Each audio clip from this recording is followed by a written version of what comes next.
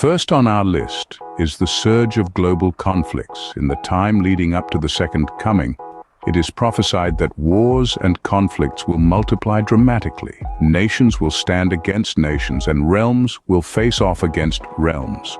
The growing intensity of these global conflicts is a sign that the second coming is on the horizon. Secondly, we must beware of the rise of false prophets.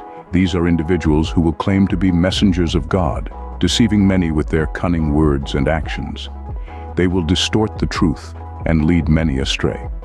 It is paramount to remain steadfast and grounded in the authentic teachings of Christ to avoid being misled. The third sign is the rampant spread of lawlessness.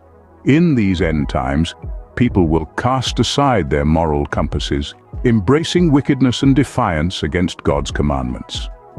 Society will plunge into chaos, setting the stage for the second coming of Christ. Lastly, we will witness the worldwide proclamation of the gospel. Before Christ's return, the gospel will echo across the globe, reaching every nook and cranny, every tribe and nation. This global preaching of the gospel is a testament to God's boundless love, mercy, and longing for salvation for all.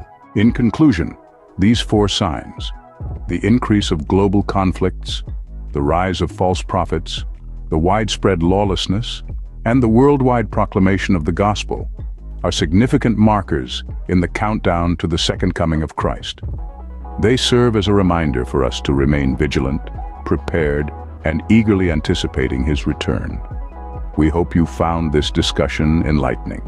If you enjoyed today's video, please give it a thumbs up and remember to subscribe to our channel for more thought-provoking content.